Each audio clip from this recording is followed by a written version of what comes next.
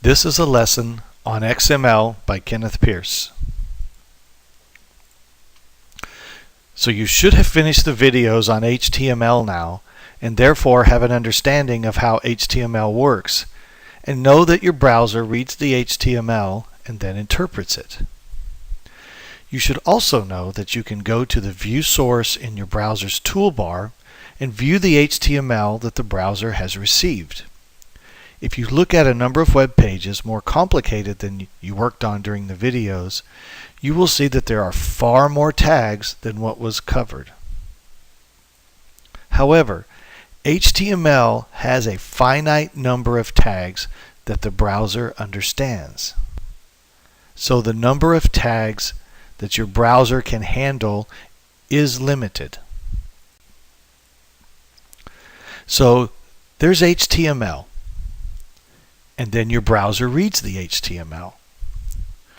But what if we had an ordering system and we wanted the ordering system to take in text that looks like the HTML that your browser uses, but obviously has no use for tags that are for formatting or for laying out an HTML page?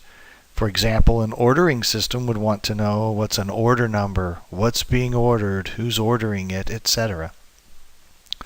Or what if there was a site like Twitter that wanted to be able to pass information around and allow other sites to consume the information that it has, or if it wanted to consume information on other sites?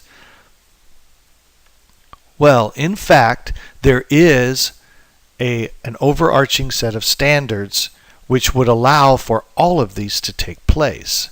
That overarching set is called the Extensible Markup Language.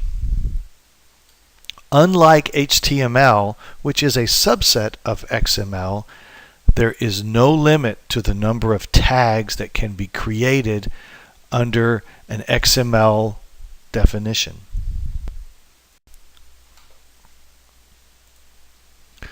XML, the Extensible Markup Language, is a set of rules for encoding documents in a machine-readable form. The design goals of XML emphasize simplicity, generality, and usability over the Internet. Although the design of XML focuses on documents, it is widely used for the representation of arbitrary data structures, for example, in web services. Notice the phrase arbitrary. This is very key in the creation of XML and making its extensibility valuable. You could say it's like being able to set up your own dictionary and allow people to use it even without them knowing anything about the words or the rules of the language.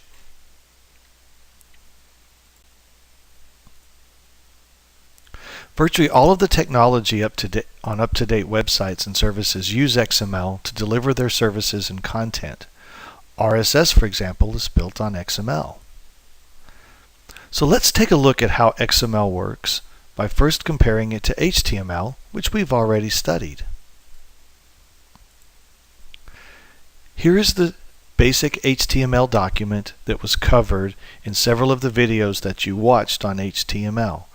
Again, notice the structure starting out with an opening tag of HTML and a closing tag of /HTML, and then the individual sections like head and body, along with the other tags that are embedded in those sections, such as title, heading 1, and the paragraph tag.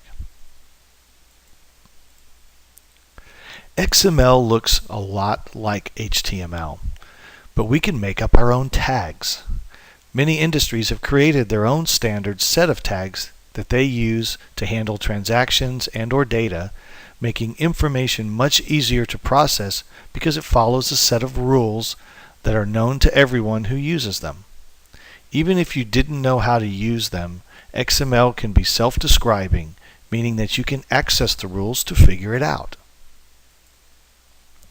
The rules of an XML document are documented in one of two ways. One in a data type definition document, also called a DTD, or an XML schema. So let's create our own XML document to see how this all works. To begin with, let's say that we wanted to come up with a document structure for recipes. I admit I haven't researched this, so if one exists out there, I wouldn't be surprised. But I want to get the point across that my selection of this was arbitrary. So for a recipe, the types of data that we would be handling would be such things as the name of the recipe, the date it was created, who created it, maybe what category of food, what meal it is for, how many calories it has, what the ingredients are, those measurements, and the cooking instructions. There's probably more information out there or that would be required, but we're going to keep this simple. So let's start with the basic document. No different than starting HTML with the HTML and /HTML tags. The basic HTML document, the basic XML document starts with an XML tag as well as ends with the /XML tag. I hope at least this structure looks familiar to you, although the syntax is a little bit different than the HTML tag. So let's make up some tags for the name, creation date, and the other attributes of our recipe. Since this document is for a recipe, we'll use the recipe tag to identify its contents. So here I have created a basic document that is the same structure as an HTML document, except instead of using paragraph tags and heading tags, I'm using tags that represent the data that's in between the tags. So we start with the XML line. We then go down to recipe. So recipe is the overarching description of what it is that we're trying to describe. So there's a tag for recipe name, which is brown sugar horseradish filet mignon is the content, or would be read as the recipe name by any program. We have an author, we have when it was created, we have the meal time that it's for, the style, the calories per serving, and the servings. So notice all of those elements are placed within the recipe and the /recipe section of the document.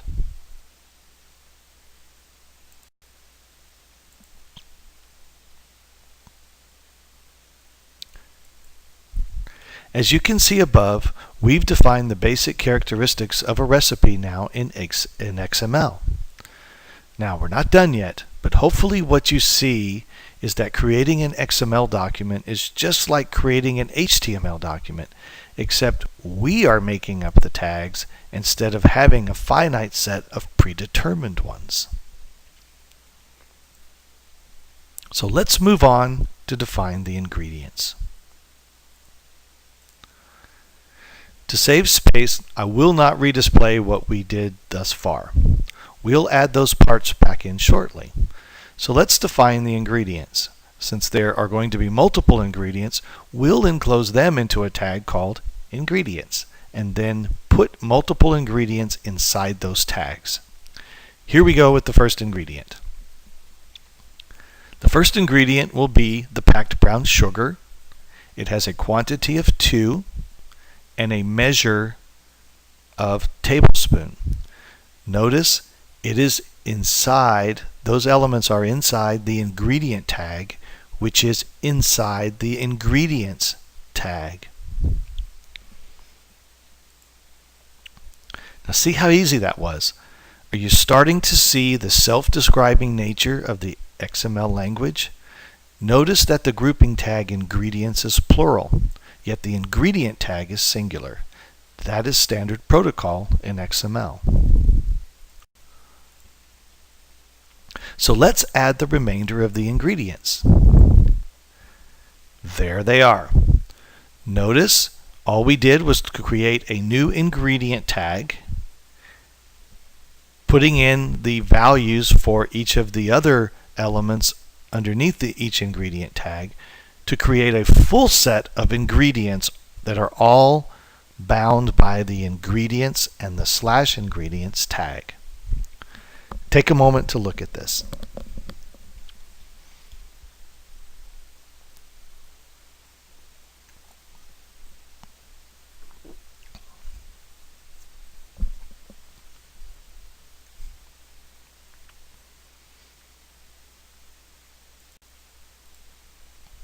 So if we put everything together, we would have a document that looks like this.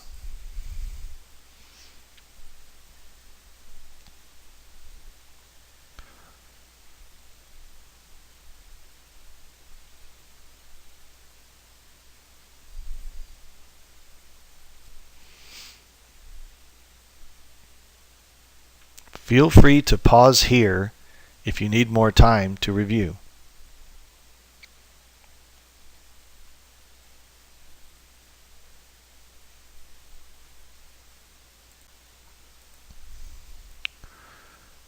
So we're going to stop here and not go into the cooking instructions, as it would be the same work as what we've done already. But we would create new tags to describe the cooking instructions. By the way, here they are, just in case I've made you hungry.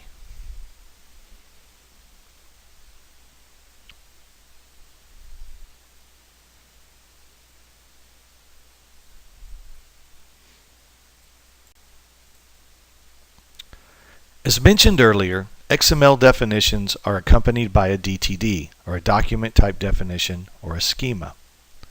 We won't get into the creation of these, but here is an example of one for a television schedule. Doc type is the name of the definition to be used and is referenced by any XML document that wants to use it.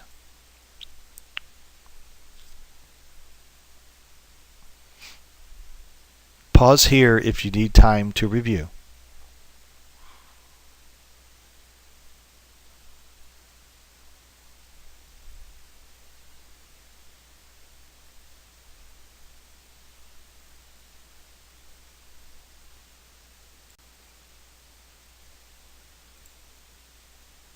Our DTD would look something like this. Notice the doc type is a recipe, which was the opening tag that we used. We have ingredients within our document, and ingredients can hold one or more ingredient, which is identified by the parentheses with the word ingredient and the plus sign next to it. An ingredient has elements of quantity, measure, and ingredient name, which we used in our document. And then items such as recipe name, author, created, etc. all contain data, not other elements. In this example, we have not created attributes, which are also a part of a definition and a DTD.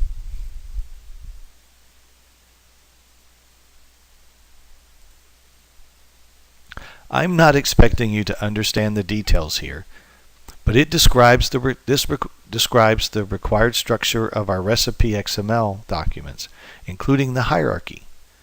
They can get much more detailed and complicated.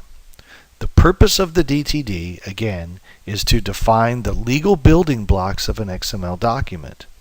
A DTD defines the document structure with a list of legal elements and attributes.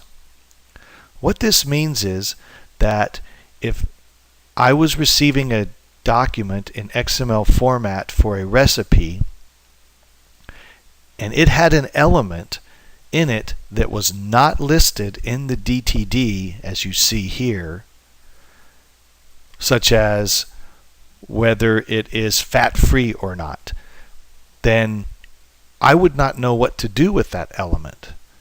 and therefore it would be ignored. Or we would state that the XML document does not conform to the requirements set forth by the definition document that describes what that XML document should look like. To reference the DTD in our XML document, we would put a reference to it in our document. Usually this reference would be to a web URL where that DTD is located. It would look something like this. Notice the bold line, and you see that the document type is a recipe, and where it says system following that is the URL where the DTD would be located. This is not a real URL or DTD, so there's no need to try to put it in your browser.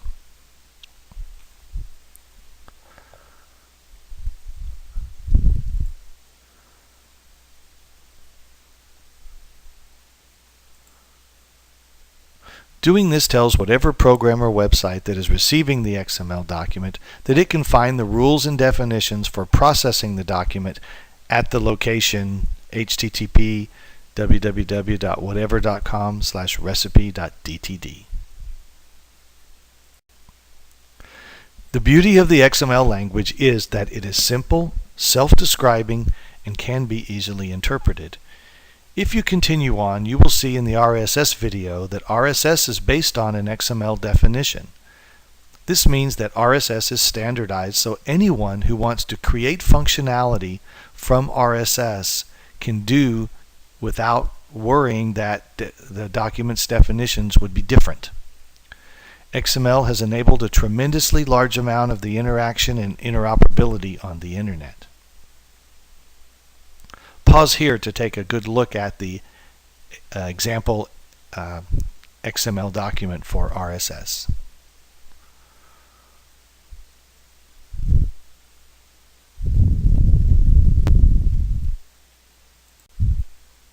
I know this got a bit detailed, but I hope you see how all of this fits together. It is the use of HTML and XML along with various programming tools that enable a large part of the Web 2.0 to exist today. I hope this has been helpful and will also guide you to making a good grade on your quiz.